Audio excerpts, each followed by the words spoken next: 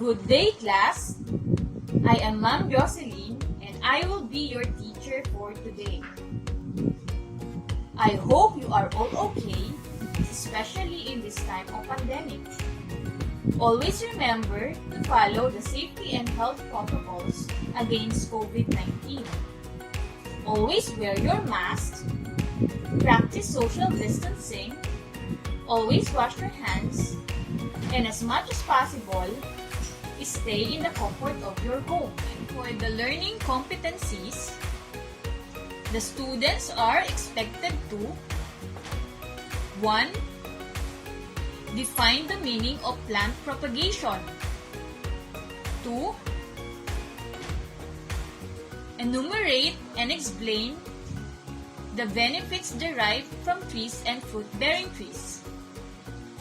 3. Illustrate the importance of planting and propagating trees and fruit-bearing trees in an activity called poster making. In our lesson proper, let us find out the answer to the following questions. What is propagation? What are the benefits derived from trees and fruit-bearing trees to families and to communities? What are the importance of planting and propagating trees and fruit-bearing trees? Today, I will introduce a new lesson in agriculture. But before we begin the lesson, let's have a review on our past topic. What comes in your mind when you heard the word agriculture? Is it animals, crops, or plants? Correct! Agriculture is the science or practice of farming, including cultivation of the soil or the growing of crops and the rearing of animals to provide food, wool, and other products. Can you identify some trees and fruit trees in the community? Do you have trees and fruit trees planted in your backyard? Trees like acacia, mulabe, ipil-ipil, nara, rubber tree, fruit trees like mango, langka, guava, star apple, santol. Let us find out how important and beneficial the trees and fruit-bearing trees are. Meanwhile, let's play 4 pigs, 1 word. There are puzzles. Each puzzle has four pictures. All you need to do is to guess what does 4 pictures portrays in common. Are you ready? First picture. What can you say about the picture? What is your guess? Correct. Trees. Second picture. What is your guess? Correct. Fruits. And the last picture. What is your guess? Correct. Propagation. Plant propagation is the process of reproducing or creating a new plant or seedling. It is an important part of gardening, whether outdoors or indoors. Plants are living things that grow either through their roots, stems, leaves, fruits, and seeds. It is a method of growing a new plants from seed or from plants of existing plants. There are methods of plant propagation. But we will learn that in the upcoming lesson, so stay tuned.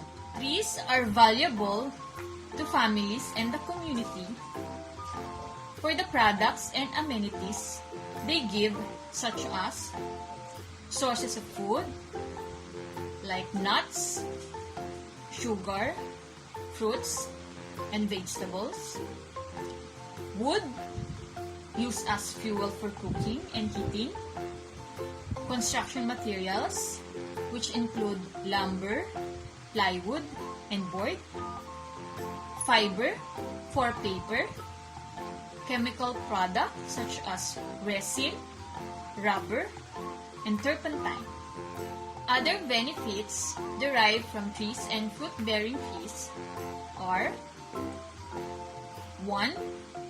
They help reduce air pollution in congested urban areas.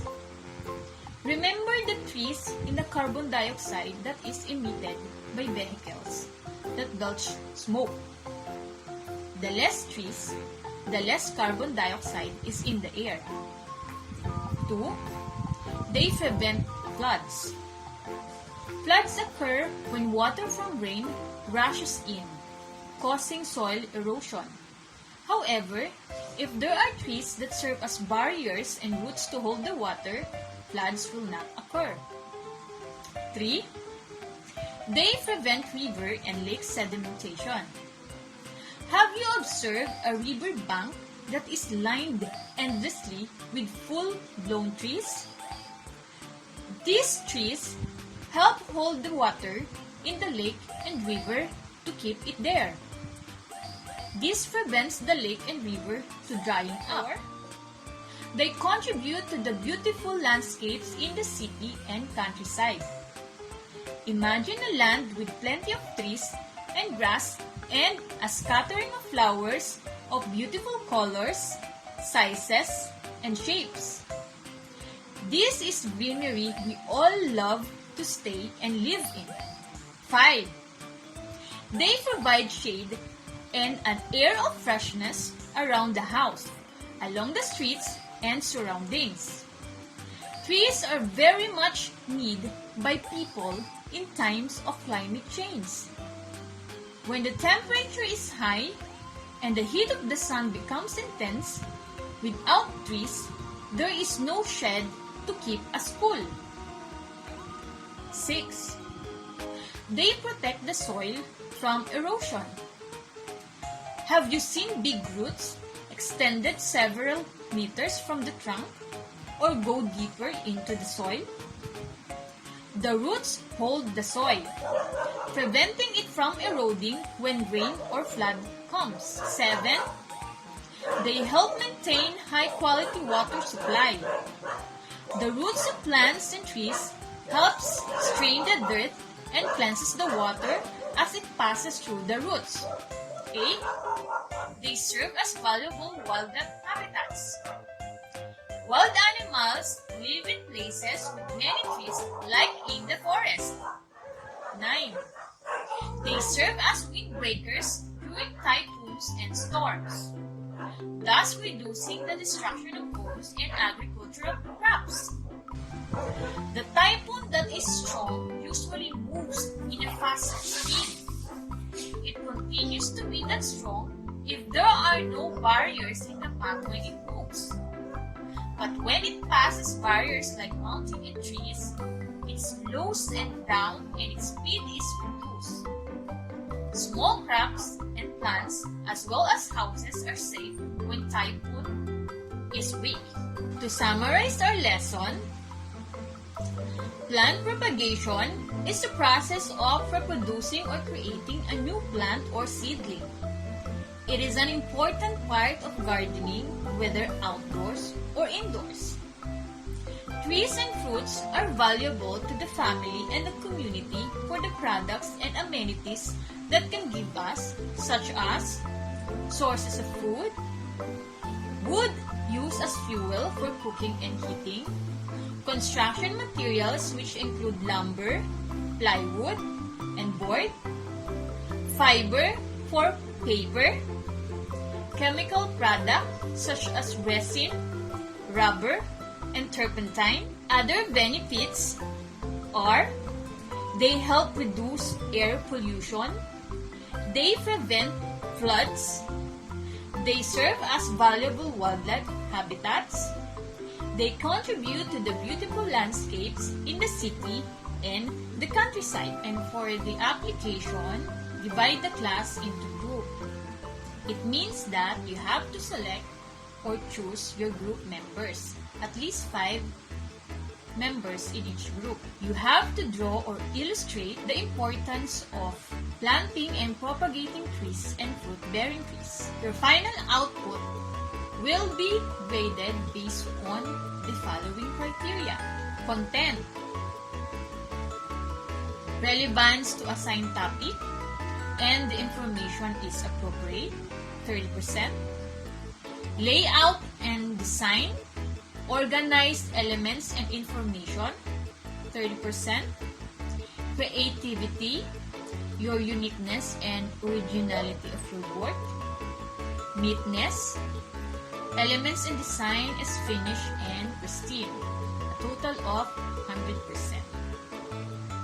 Your final output will be posted or you will send in the Google Classroom. I know that you have your individual talent and creativity to finish and make the poster on the importance of trees and fruit-bearing trees. Good luck! What have you learned about the benefits and importance derived from trees and fruit-bearing trees? Do you plan to plant trees and fruit trees in your backyard? Well, that's a good idea. As far as future generation is concerned, we have the responsibility to care and protect our environment and natural resources. Likewise, planting and propagating trees and fruit-bearing trees is also important.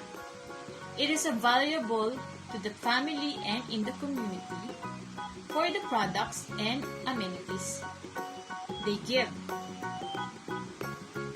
And as for sustainability, sustainable resources is also important not just for today, but for our future generations.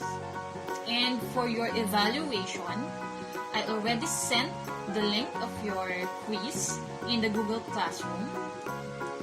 All you have to do is to read the directions carefully. It's 10 quiz items. So you have to complete the following sentences with the correct word or group of words that best explain the benefits derived from planting trees and fruit trees. Choose the letter of the correct answer. For your assignment, identify successful orchard growers in the community or adjacent communities. Gather as much information about the orchard grower as an entrepreneur. So you send your assignment in the Google Classroom. Suggested reference, you must search in the internet or at Google. And this is the end of our lesson for today. Again, I am Teacher Jocelyn, and I hope that you earned a lot and comprehend as much as I did. And see you for our next lesson. Stay safe and stay at home. Goodbye!